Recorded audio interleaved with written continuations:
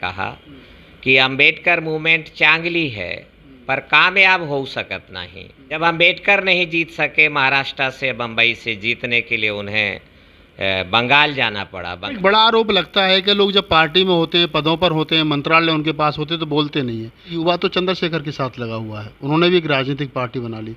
ने वहाँ per revolution के लिए एक प्लान चंद्रशेखर को दिया था हमने, चंद्रशेखर ने उसको रिजेक्ट कर दिया। कौन सी ताकतें हैं मायावती जानबूझ करके कर रही हैं या कोई ताकतें हैं जो इनसे जानबूझ करके काम करवा रही हैं? क्या लगता है काशीराम ये सारी चीज़ें जानते थे, उसके बावजूद भी 95 में बहन जी को मुख्यमंत्री बना दिया? बहन मायावती ने करोल बाग कार्यालय में खड़े होकर के बहुजन संगठक की प्रतियां को जलवाया है। मायावती को लगाया ही गया है कांशीराम को तबाह करने के लिए, क्या कि सीढ़ी तोड़ दी जाए। सीढ़ी तोड़ने के लिए उन्होंने बहन मायावती का इस्तेमाल किया। वो कहते हैं कि सतीश मिश्रा ने सब कुछ गड़बड़ कर रखा है। ये सब कुछ जानने के बावजूद सतीश मिश्रा पार्टी से बाहर नहीं निकलने, कारण क्या है? सतीश मिश्रा सब कुछ नहीं करा रहा है, सब कुछ तो अब सीबीआई करा रही है। सब कुछ तो अब मजबूर नायक, शिकंजे में फंसा हुआ नायक कभी भी परिवर्तन का आंदोलन नहीं चला सकते हैं। जिन लोगों की गैर राजनीतिक जड़ें मजबूत नहीं होती हैं, उन लोगों की राजनीति कामयाब नहीं हो पाती।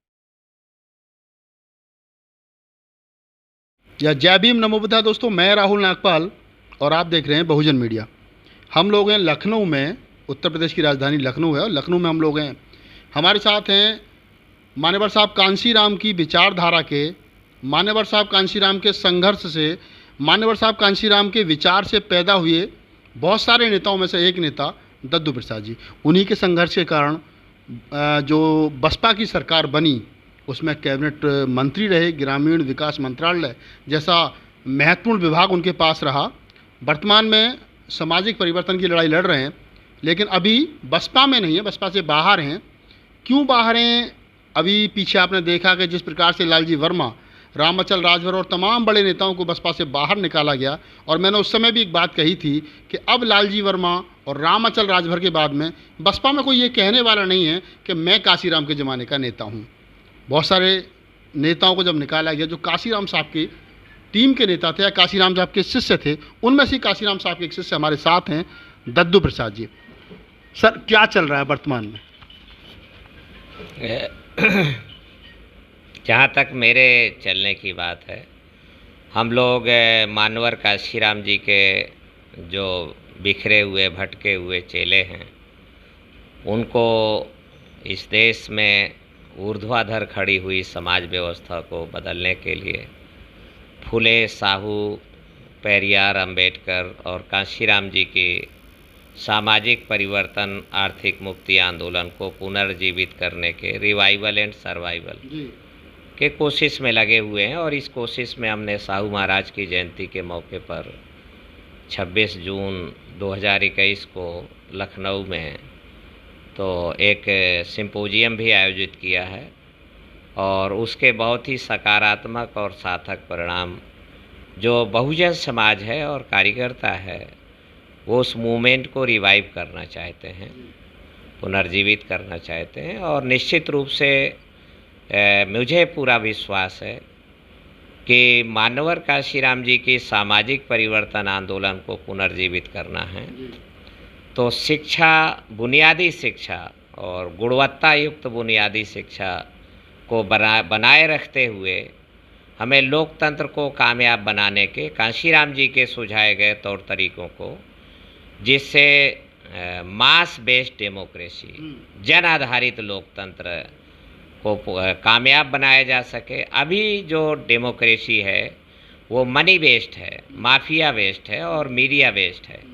इससे लोकतंत्र नहीं है, ये धन तंत्र है। तो इसलिए हम लोग कोशिश में हैं और इस दिशा में मानवर कांशीराम जी की मूवमेंट को हम लोग निश्चित रूप से बहुत कम समय में पुनर्जीवित कर सकेंगे। जितने लोग बसपा से निकाले गए हैं जो मान्यवर साहब काशीराम की विचारधारा के थे, जैसा आपने कहा कि हम तमाम लोगों को, मतलब ये संभव है कि तमाम लोग एक प्लेटफॉर्म पर आ सकते हैं या वो उनकी विचारधारा को आगे बढ़ा सकते हैं। अभी तक निकट भविष्य में ऐसा नहीं देखा गया कि जो पार्टी से निकाले गए, और ख़ासतौर से काशीराम साहब के चेहरे, जिस शब्द का आपने इस्तेमाल किया, वो लोग एक मंच पर आ रहे हों। जो लोग जीवंत हैं और जिनका मकसद बड़ा है मकसद पवित्र है, वो निश्चित रूप से किसी के पिछलग्गू नहीं बनेंगे। अपने पैरों पर खड़े होकर और सामाजिक परिवर्तन, आर्थिक मुक्ति आंदोलन को पुनर्जीवित करने के लिए एक मंच पर आएंगे। पर जो मुर्दा हो गए हैं, जिनके मकसद केवल विधायक बनना रह गया है, वो ऐसा कतई नहीं करेंगे। वो लोग ऐसा कतई नहीं करेंगे जो मुर्दा हो गए हैं। क्यों मुर्दा हो गए? काशीराम साहब ने पत्थरों में जान फूंक दी, उनके विचारों ने, जो फूले अम्बेडकर ये आंदोलन है, उनको बर्बाद होते हुए लोग देख रहे हैं और एक मंच पर नहीं आ रहे। कहीं ना कहीं आपको लगता है कि राष्ट्रीय अध्यक्ष बनने की होड़ लगी है? उनकी उम्र है, और उम्र एक तो जिम्मेदार है, दूसरा फिर जो एक कोई एमएलए होता है, मिनिस्टर होता है, उसके पास एक लाभान्वित वर्ग तैयार हो जाता है। वो लाभान्वित वर्ग का लगातार दबाव रहता है कि आप अगर सत्ता में रहेंगे तो हम आपके साथ रहेंगे, और अगर आप सत्ता में नहीं रहेंगे तो हम आपके साथ नहीं रहेंगे। वो उस खोल को, उस आवरण को छोड़ नहीं पाते हैं और भयभीत होकर के वो सत्ता में बने रहने का प्रयास करते हैं। सत्ता में बने रहने के लिए उन्हें अपने पैरों पर भरोसा नज़र नहीं आता है, इसलिए वो किसी न किसी के पिछलग्गू होना चाहते हैं। पिछलग्गू लोग कभी भी लोक कल्याण की, बदलाव की लड़ाई नहीं लड़ सकते हैं। पिछलग्गू हमेशा आगे लग्गू की तरफ सोचता है कि आगे लग्गू का इशारा क्या है, आगे लग्गू का इरादा क्या है। तो इसलिए वो अपनी उम्र के कारण मुर्दा हो गए हैं, अपने बोझ के कारण मुर्दा हो गए हैं। जो लाभान्वित समूह का कूड़ा कचरा उन्होंने इकट्ठा कर रखा है, जिसको अपने फॉलोअर्स कहते हैं, वो फॉलोअर्स कभी भी परिवर्तनकारी मूवमेंट के साथ ही नहीं है। इसलिए उनकी अपनी समस्याएं हैं और इस पे गहन विश्लेषण होना चाहिए, सतही विश्लेषण नहीं होना चाहिए। बसपा में रह कर के बात नहीं रख सकते, बोलेंगे तो बाहर निकाल दिया जाएगा, बाहर आने के बावजूद भी एक मंच पर नहीं आ सकते। ऐसे में फूले अम्बेडकर ये आंदोलन, और मैं कहूँ कि खासतौर से जो काशीराम साहब का 6743 जातों को इकट्ठा करके बहुजन मूवमेंट जो उन्होंने बनाया था, उसको कैसे बचाया जाए? क्या संभव है? इसीलिए मैंने कहा कि जो बने बनाए नेता हैं, मानवर काशीराम जी का भी साथ वो लोग नहीं दिए थे, और उन्होंने मानवर काशीराम जी से भी 1966, 67, 68 में कहा कि अम्बेडकर मूवमेंट चांगली है पर कामयाब हो सकत नहीं, कामयाब नहीं हो सकती है, बहुत अच्छी है मूवमेंट। जब अम्बेडकर नहीं जीत सके महाराष्ट्र से, बम्बई से, जीतने के लिए उन्हें बंगाल जाना पड़ा, बंगाल के चंडालों के बीच जाना पड़ा, तो सेम पोजीशन ये आकर के खड़ी हो गई है। और लापरवाही में और बहुजन समाज ने बहुत खो दिया है। इसलिए मैं कहना चाहूँगा कि वो लोग हैं जो अंदर नहीं बोल सकते हैं तो बाहर क्या बोलेंगे, आपने ही कहा, तो ये उनके मुर्दा होने का सबूत है। सर, एक बड़ा आरोप लगता है कि लोग जब पार्टी में होते हैं, पदों पर होते हैं, मंत्रालय उनके पास होते हैं, तो बोलते नहीं है, बाहर निकलने के बाद बोलते हैं। नहीं, ऐसा तो नहीं है। जो लोग जिंदा हैं उन्होंने मंत्रालय में रहते हुए भी बात रखी है। रेबेल की बात है, जो परिवर्तन की बात है, तो वो अंदर रह कर के भी, बाहर रह कर के भी बातें कही गई हैं। और हम लोगों ने जुलाई 1994 में मानवर काशीराम जी को लिख कर के लेटर दिया था कि मायावती को उत्तर प्रदेश के प्रभार से वापस किया जाए, अन्यथा उत्तर प्रदेश में न केवल बसपा बैठ जाएगी बल्कि सामाजिक परिवर्तन आंदोलन को भारी आघात पहुंचेगा। तो वो उस पर बेहतर निर्णय नहीं हो सका। मानवर काशीराम जी निर्णय लेना चाहते थे। इस बात के बहुत पुराने लोग, राज बहादुर हैं, बाबू रामादीन जी हैं, जंग बहादुर पटेल हैं और सोनेलाल पटेल, ये सब लोग एविडेंस थे उनके। अभी आर.के. चौधरी को भी ये सारी जानकारियाँ थी, नसीमुद्दीन सिद्दीकी वगैरह भी इसके जानकार थे। तो इसलिए आपको नौजवानों के बीच जाना होगा। अगर जो लोग सामाजिक परिवर्तन आंदोलन को पुनर्जीवित करना चाहते हैं, उनकी आशा की किरण युवा हैं, युवाओं के बीच जाना होगा और नया परिवर्तनकारी जनमत तैयार करके परिवर्तनकारी नायकत्व विकसित करना होगा। याद रखें, यथास्थितिवादी जनमत और यथास्थितिवादी नायकत्व के द्वारा परिवर्तन का आंदोलन नहीं चलाया जा सकता है। अगर जो लोग चाहते हैं इस देश में, और बहुसंख्यक आबादी इस देश में परिवर्तन चाहती है, तो परिवर्तन चाहने वाले लोगों की स्पष्ट हो जाना चाहिए कि उन्हें परिवर्तनकारी जनमत और परिवर्तनकारी नायकत्व का निर्माण करना होगा। ये थके हुए, हांफते हुए, लोभ और लालच के, विधायक बनने के लालच में फंसे हुए लोग परिवर्तन के लिए काम नहीं कर सकते हैं, न एक मंच पे आ सकते हैं। आपने कहा कि युवाओं के बीच जाना होगा, युवाओं के बीच अपनी जाकर के बात रखनी पड़ेगी, उन्हें कैडर देना पड़ेगा। सर, युवा तो चंद्रशेखर के साथ लगा हुआ है, उन्होंने भी एक राजनीतिक पार्टी बना ली, आप भी उनके साथ में रहे, आप भी उनको छोड़ करके आए, युवा भी उनके साथ, हम तमाम लोग उनके साथ हैं। जब युवा वहाँ पर है तो युवा आपकी बात सुनेगा कि युवा तो लठ की बात सुन रहा है, युवा तो गुस्से की बात सुन रहा है, युवा तो मरने मारने की बात कर रहा है, तो ऐसे में उनके बीच में कैडर कैसे रोका जाएगा? नहीं, निश्चित रूप से आपने एक सही सवाल खड़ा किया इस मौके पर। और युवाओं के जो ये 15 साल से संघर्ष विराम किया गया था, मानवर काशीराम जी 2003 में उनकी वॉइस चली गई ब्रेन स्ट्रोक जाने के बाद, और 15 वर्षों तक लगातार संघर्ष विराम हुआ कि स्ट्रगल नहीं किया जाएगा और केवल सत्ता बनाने की कोशिश की जाएगी। इसके कारण एक दमन चक्र इनिशिएट हो गया, और उस दमन चक्र के कारण युवा में के अंदर एक प्रति रिएक्शनरी भाव है। वो रिएक्शनरी लोग हैं जो वो चंद्रशेखर के साथ हैं, और पर रिवोल्यूशनरी लोग हैं वो रिवोल्यूशन के लिए मार्ग की खोज में हैं।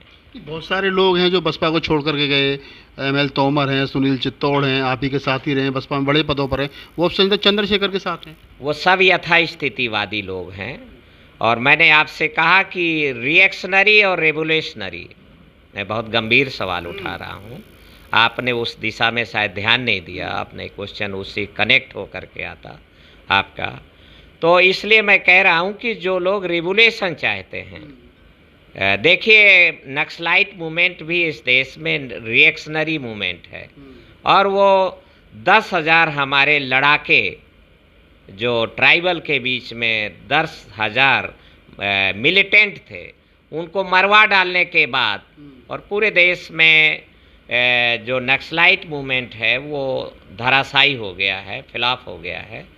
तो ये भी जो भीम आर्मी के द्वारा है, ये रिएक्शनरी मूवमेंट है, और ये कोई रिवोल्यूशन का इनके पास कोई वे नहीं है, ना मार्ग है, और ना उनके थिंकिंग है, और थिंकर प्लानर, इसी कारण से वो थिंकर और प्लानर के लिए कोई स्पेस भी नहीं है वहाँ पर। तो जबकि भारत देश आज 4000 साल की गुलामी के पश्चात रिवोल्यूशन के लिए पूरी देश तरीके से तैयार है, युवा तैयार हैं। तो ये आपने जो सवाल उठाया है, निश्चित रूप से एक सिचुएशन है। वो सिचुएशन इसलिए है कि 2003 के बाद स्ट्रगल सीज का ऐलान किया गया बहन मायावती के द्वारा कि अब कोई भी संघर्षात्मक, उससे दो नुकसान हुए। एक तो नेचुरल लीडरशिप का डेवलपमेंट रुक गया, जो प्राकृतिक नेतृत्व जो निखर करके नीचे से आना चाहिए था वो रुक गया, और उसके कारण एक दमन इनिशिएट हो गया, वहाँ एक दमन चक्र एक वहाँ बन गया, वो अब रिएक्शन के रूप में प्रस्फुटित हो गया है। वो रिएक्शनरी लोग निश्चित रूप से वो चंद्रशेखर के साथ हैं, पर मैं आशान्वित नहीं हूँ। मैंने वहाँ पर रिवोल्यूशन के लिए एक प्लान चंद्रशेखर को दिया था हमने, चंद्रशेखर ने उसको रिजेक्ट कर दिया, और तत्काल वो पॉलिटिकल पार्टी बना करके सामने आ गए हैं। तो जब गैर राजनीतिक जड़ें मजबूत नहीं होंगी तो पॉलिटिकल फ्रूट उनको नहीं मिल पाएंगे, और मांगे चूंगे से या किसी के जालिम का सहारा लेकर के अगर पॉलिटिकल फ्रूट मिलेंगे भी उनको, या छोटी सी पॉलिटिकल पावर भी कोई MLA बनने की, मेंबर पार्लियामेंट बनने की मिल भी जाती है, जिसकी मुझे उम्मीद नहीं है, तो वो परिवर्तन के लिए रास्ता प्रशस्त नहीं कर पाएंगे। आपने जो बातें कही, ये बातें चंद्रशेखर को भी पता है, और ख़ास तौर से बहन जी को पता है। बहन जी 30-35 साल से राजनीति में हैं, 84 से लेकर के 80 से लेकर के अभी तक राजनीति में, उनको मालूम है सब कुछ धराशायी हो रहा है, फिर भी वो सब कुछ अपने सामने कर रही हैं या होने दे रही हैं। उनको पता है कि फूले अम्बेडकर ये आंदोलन जो बर्बाद हो रहा है। कौन सी ताकतें हैं, मायावती जानबूझ करके कर रही हैं या कोई ताकतें हैं जो इनसे जानबूझ करके काम करवा रही हैं? क्या लगता है आपको, क्या लगता है? निश्चित रूप से ये 1991-92 से शुरुआत हो गई थी, खलनायकी की शुरुआत, जब मानवर कांशीराम जी को पूर्वी दिल्ली में 1989 में लोकसभा का चुनाव उन्होंने लड़ा और उनको 82,000 वोट पड़े, जबकि उनको हाथी चुनाव चिन्ह भी नहीं मिला। और उसके 18 महीने बाद पुनः चुनाव हुआ तो बहन मायावती के भीतरघात के कारण उनको 10,548 वोट पे संतोष करना पड़ा। मानवर कांशीराम जी का राष्ट्रीय अध्यक्ष का एक बहुत बड़ा अपमान था। इसलिए मानवर कांशीराम जी ने जुलाई 1991 में तय किया, जबकि वो ऐसा चाहते नहीं थे, वो लड़ाई में बने रहना चाहते थे। 55 MP के साथ वो मेंबर पार्लियामेंट होना चाहते थे, जबकि वो अविश्वास प्रस्ताव लाने की पोजीशन में हो, ताकत के साथ पहुंचना चाहते थे। तो मानवर कांशीराम जी ने फिर रणनीति में बदलाव किया जुलाई 1991 में, और उन्होंने तय किया कि मुझे अब भले ही अकेले ही पार्लियामेंट में पहुंचना पड़े। तो जो काउंटर माइंड सीट हो गई थी इटावा की, बुलंदशहर की और मेरठ की, तो उसमें से इटावा सीट से फिर वो चुनाव लड़े। तो इसलिए वो फिर सपा बसपा जो गठबंधन था, तो बहुजन समाज बनाने की जो मानवर कांशीराम जी की कोशिश थी, तो सपा बसपा गठबंधन तो तेज रफ्तार से बहुजन समाज बनाने की एक कोशिश थी वो, क्योंकि मानवर कांशीराम जी ने महसूस किया कि ये धीमी रफ्तार से जो बहुजन समाज बनाने की प्रक्रिया चल रही है, ये लक्ष्य को वेध पाने में नाकामयाब होगी। इसलिए उन्होंने सपा बसपा गठबंधन, पर उसके पहले उन्होंने अपने आप को और अपने समाज को इस लायक तैयार किया कि वो समाजवादी पार्टी के बराबर खड़े होकर के, आंखों में आंखें मिला करके, बल्कि अपर हैंड होकर के गठबंधन कर सकें। अगर आगे भविष्य में दलितों का कोई गठबंधन समाजवादी पार्टी के साथ लोअर हैंड होकर के करेगा, तो यथास्थितिवादी ताकतें उसमें भारी रहेंगी और परिवर्तन की प्रक्रिया प्रारंभ नहीं हो सकेगी। इसलिए जो लोग परिवर्तन के चाहते हैं, उनको कम से कम जब तक वो अपर हैंड ना हो सकें और इक्वल हैंड ना हो सकें, तो किसी भी यथास्थितिवादी ताकतों से गठबंधन उनके लिए, खासकर परिवर्तन के आंदोलन के लिए, नुकसानदायक साबित होगा। एक बड़ा सवाल है कि मानवर साहब कांशीराम ये सारी चीज़ें जानते थे, उसके बावजूद भी 95 में बहन जी को मुख्यमंत्री बना दिया। हम लोगों ने कोशिश की है कि मानवर कांशीराम जी की बायोग्राफी, कंप्लीट बायोग्राफी लिखी जाए। उस दिशा में हमने अभी शुरुआत में जब हमें खबर लगी 2008 में ही कि बहन मायावती ने करोलबाग कार्यालय में खड़े होकर के बहुजन संगठक की प्रतियां को जलवाया है, जिसमें मानवर कांशीराम जी के भाषण छपे होते थे, तो मुझे कार्यवाहक संपादक RP मेहरा ने इस बारे में सचेत किया, अवगत कराया। मुझे प्यारेलाल जाटव ने अवगत कराया कि हमें भेजा गया, अहमदाबाद में जला दीजिए, और हमने जा कर के बहुजन संगठक को जलाया अहमदाबाद में। सर, बड़ा आरोप है कि बहन जी ने मानवर साहब कांशीराम का इतिहास जलाने की। आपके सामने कह रहा हूँ, मैं ऑन रिकॉर्ड कह रहा हूँ। तो फिर मुझे और लोगों ने, धर्म प्रकाश भारती और दूसरे और लोगों ने कहा कि नागपुर में जो बहुजन नायक की प्रतियां रखी थी, उनको जलाने के लिए भेजा गया।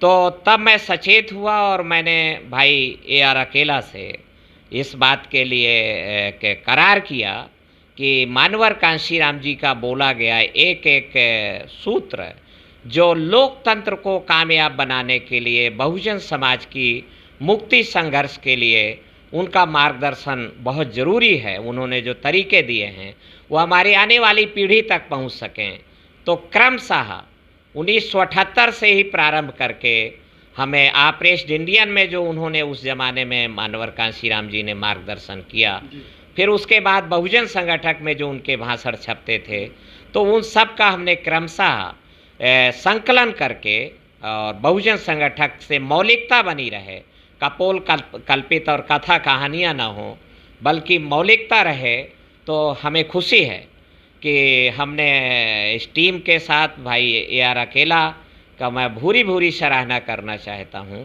कि 10वें खंड तक प्रकाशन हो चुका है। तो बायोग्राफी का हमें इंतज़ार करना होगा। जो आपने सवाल किया कि मानवर कांशीराम जी क्यों झेलते रहे, जबकि उन्होंने ये कई लोगों से कहा कि मायावती को लगाया ही गया है कांशीराम को तबाह करने के लिए। इस बात से वो अवगत थे। कौन सी ताकतें हैं जो जिन्होंने मायावती को... मानवर कांशीराम जी का पूरा संघर्ष इस देश की यथास्थितिवादी शोषणकारी ताकतों के खिलाफ था। इसलिए शोषणकारी ताकतें जो पहले कांग्रेस पार्टी में संगठित थीं, और फिर जब उन्होंने देखा कि लिबरल नीति पर चल करके इस देश में शोषणकारी ताकतों को सस्टेन और स्टेबल नहीं बनाए रखा जा सकता है, तो फिर उन लोगों ने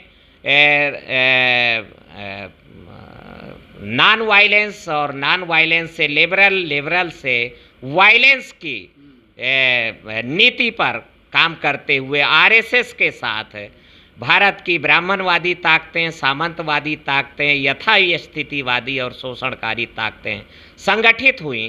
तो निश्चित रूप से RSS ने मानवर कांशीराम जी की तेज रफ्तार से बहुजन समाज बनाने की जो मुहिम थी, जिसको 14 दिसंबर 1992 को दिल्ली के 12 गुरुद्वारा रकाबगंज रोड करोल बाग 12 गुरुद्वारा रकाबगंज रोड के बहुजन समाज पार्टी कार्यालय से शुरुआत किया, तो उसको फेल करने के लिए उन्होंने साफ तौर पे इस बात को महसूस किया कि कांशीराम जी अपने चमचा युग में, जो पुस्तक है चमचा युग, तो वो एक रोड मैप है, उस रोड मैप पे काम करते हुए नज़र आ रहे हैं। 1996 में कांशीराम भारत के प्रधानमंत्री हो जाएंगे। तो इसलिए कांशीराम भारत के प्रधानमंत्री न हो सकें, तो भारत में RSS के द्वारा नियंत्रित और संचालित भारतीय जनता पार्टी ने सपा बसपा गठबंधन को तोड़ने के लिए 2 जून 1995 को कुठाराघात कर दिया। तो मैं साफ करना चाहता हूं कि 2 जून 1995 को जो सपा बसपा गठबंधन तोड़ा गया, वो मानवर कांशीराम जी को 1996 में प्रधानमंत्री बनने से रोकने का एक प्रयास था। देखने में ऐसा नज़र आया कि वो मुलायम सिंह यादव को उत्तर प्रदेश की कुर्सी से अपदस्थ करना चाहते हैं। सच्चाई ये नहीं है। मैं कहना चाहता हूं कि मानवर कांशीराम जी को प्रधानमंत्री तक पहुंचाने के लिए सपा बसपा गठबंधन एक सीढ़ी के रूप में काम कर रही थी। तो उन्होंने ठीक सोचा कि सीढ़ी तोड़ दी जाए। सीढ़ी तोड़ने के लिए उन्होंने बहन मायावती का इस्तेमाल किया। फिर बहन मायावती अपने करार से मुकर न जाए, बहन मायावती अपने करार से मुकर न जाए, तो फिर वो फ्लोट पंप घोटाला, फिर ताज कॉरिडोर का घोटाला, फिर आय से अधिक संपत्ति का मामला, फिर आनंद यादव के पास और दूसरे उनके जो आनंद यादव के परिवार के लोग हैं, उनके पास जो आय से अधिक संपत्ति के मामले को इनिशिएट किया गया है, ताकि बहन मायावती पूरी तरीके से नियंत्रण में रहे और कहीं वो अपने किए गए करार से मुकर न जाए। तो सर, गठबंधन तो वो दोबारा भी 2019 में हुआ। अगर पहले तोड़ा गया तो फिर 25 साल के बाद दोबारा भी। बहुत सारे प्रयास हैं जो नज़र नहीं आ रहे हैं। 11 नवंबर 1917 से ही 11 नवंबर 2017 से ही गाजियाबाद के में प्रारंभ किया गया कि आरक्षण बचाओ, संविधान बचाओ और भाजपा रोको के लिए सपा बसपा गठबंधन जरूरी है। तो एक छोटी सी मीटिंग गाजियाबाद में आयोजित की गई, जिसमें KC पिप्पल, हीरालाल और हम लोग थे, AR अकेला जी वगैरह थे। फिर 17 दिसंबर को ये ऐसी मीटिंग आगरा में हुई, फिर ऐसी मीटिंग मुरादाबाद में हुई, फिर ऐसी मीटिंग झांसी में हुई, और इसी तरीके की मीटिंग लखनऊ में, बांदा में, और फिर ये सहारनपुर में भी आयोजित की गई। तो उसका एक प्रेशर पड़ा अखिलेश यादव के ऊपर भी, बहन मायावती के ऊपर। तो वो जाकर के मार्च 2018 में गठबंधन के संकेत आने प्रारंभ हो गए, जबकि फूलपुर और गोरखपुर में गठबंधन के संकेत दिए गए और उसके बाद कंप्लीट 12 जनवरी 2019 को गठबंधन ऐलान कर दिया गया। ये जो परिवर्तनकारी ताकतें थीं जो भाजपा को रोकना चाहती थी, उनके दबाव का कारण था। तो दबाव में किया गया काम मन से नहीं होता है, इसलिए लिहाजा उस गठबंधन के प्रति पवित्रता का भाव ना अखिलेश यादव के मन में था और ना ही बहन मायावती के मन में था, और इसलिए काडर को और पूरा कमांड नहीं दी गई कि वो गठबंधन फलित हो सके, और लिहाजा वो गठबंधन 15 सीटों में सिमट गया और उसके बाद उनके अंतर्विरोध को भी उकेरा गया। निश्चित रूप से मैं कहना चाहता हूं कि इसमें सतीश मिश्रा की भूमिका को नकारा नहीं जा सकता है। सर, जो भी आदमी पार्टी छोड़ करके जाता है, मैंने साइन का बयान देखा, आप भी इस बात को कह रहे हैं, और भी कई लोगों का बयान देखा, वो कहते हैं कि सतीश मिश्रा ने सब कुछ गड़बड़ कर रखा है। ये सब कुछ जानने के बावजूद सतीश मिश्रा पार्टी से बाहर नहीं निकल रहे, कारण क्या है? मैं सतीश मिश्रा एक वॉच टावर है, सतीश मिश्रा नियंत्रक नहीं है। सतीश मिश्रा की भूमिका एक वॉच टावर की है, सूचनाओं को प्रसारित करना और सूचनाओं को संग्रह करना और आरएसएस मुख्यालय तक पहुंचाना। तो सतीश मिश्रा सब कुछ नहीं करा रहा है, सब कुछ तो अब सीबीआई करा रही है, सब कुछ तो अब मजबूर नायक, शिकंजे में फंसा हुआ नायक कभी भी परिवर्तन का आंदोलन नहीं चला सकते हैं। अगर हमें इस देश में परिवर्तन की मुहिम चाहिए तो स्वतंत्र नायकत्व, परिवर्तनकारी नायकत्व और परिवर्तनकारी जनमत तैयार करना होगा। मैं कहना चाहता हूं, कोई भी कितना रिवोल्यूशनरी पर्सन हो, अगर वो परिवर्तनकारी जनमत और परिवर्तनकारी काडर का निर्माण नहीं कर पाते हैं तो पुनः इतिहास हम यहीं पर दोहराया जाएगा और पुनः आकर के कोल्हू के बैल की तरीके से हम वहीं आकर के खड़े हो जाएंगे। 2022 में उत्तर प्रदेश की राजनीति में क्या देख रहे हैं? सरकार किसकी? मकसद 2022 नहीं है, हमारा मकसद परिवर्तन के आंदोलन को पुनर्जीवित करना है, हम उसको गतिमान बनाना चाहते हैं। इसलिए जो लोग 2022 के चिंता कर रहे हैं उनको नेताओं से मिल करके और 2022 की संभावनाएं तलाशनी चाहिए। जिन लोगों की गैर राजनीतिक जड़ें मजबूत नहीं होती हैं उन लोगों की राजनीति कामयाब नहीं हो पाती है। इसलिए बहन मायावती, अखिलेश यादव और तेजस्वी यादव, शरद पवार और दूसरे और लोग भी अगर राजनीति को कामयाब बनाना चाहते हैं तो वहाँ छानबीन की जानी चाहिए कि उनकी गैर राजनीतिक जड़ें कितनी हैं।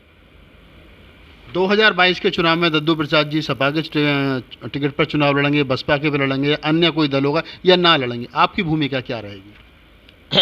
हमारे कार्यकर्ताओं की मंशा है कि हम एक राजनेता को एक नया विकल्प दें।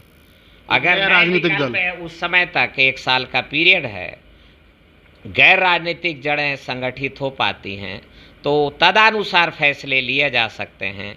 पर अभी आज की तारीख में अगर पूछते हैं तो 2022 हमारा गोल नहीं है। हमारा गोल आंदोलन को पुनर्जीवित करने के लिए तो परिवर्तनकारी जो यूथ है और उसका विस्तार करना और उसके साइज और उसकी संख्या में विस्तार करना के हम कोशिश में लगे हैं तो वो फैल सके। निश्चित रूप से ये सिचुएशन अविश्वास की सिचुएशन है, कोई व्यक्ति एक दूसरे पर भरोसा नहीं कर पा रहा है क्योंकि बहुत सारा चूना पहले लगाया जा चुका है।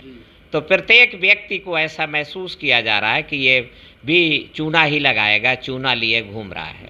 तो ऐसी दशा में हमें व्यक्ति के क्रियाकलापों को, उसके संघर्ष करने की क्षमता को, उसकी एक्टिविटी को एनालिसिस करना होगा। और मैं भी अपने आप को हम परीक्षा के लिए समाज के सामने प्रस्तुत कर रहे हैं कि समाज इस बारे में देखभाल करे और छानबीन करे। तो निश्चित रूप से अगर हम भरोसे लायक नज़र आते हैं तो हम परिवर्तनकारी काडर, परिवर्तनकारी जनमत और परिवर्तनकारी नए नायकत्व का निर्माण कर सकने में कामयाब होंगे। ठीक है, धन्यवाद। तो आप थे पूर्व कैबिनेट मंत्री दद्दू प्रसाद जी। बहुत सारे तीखे सवाल मैंने उनसे किए और उन्होंने बड़ी विनम्रतापूर्वक सारे सवालों का जवाब जो है वो दिया। किस प्रकार से बसपा में बहन जी की भूमिका है, वर्तमान समय में राजनीति क्या है। अगर आपको लगता है कि दद्दू प्रसाद जी से हमारे सवाल और उनके जवाब से आप संतुष्ट हैं और अच्छे सवाल हैं, और हम इसी प्रकार अन्य बहुजन समाज पार्टी से जो पदाधिकारी निकाले गए, जो नेता निकाले गए, उनके इंटरव्यू करें, आप तक पहुंचाएं। और तो आप हमारे चैनल को देखते रहिए, हमारे चैनल को सब्सक्राइब कीजिए और इस वीडियो को आगे पहुंचाइए। मैं राहुल नागपाल, कैमरामैन मनोज अंतानी के साथ।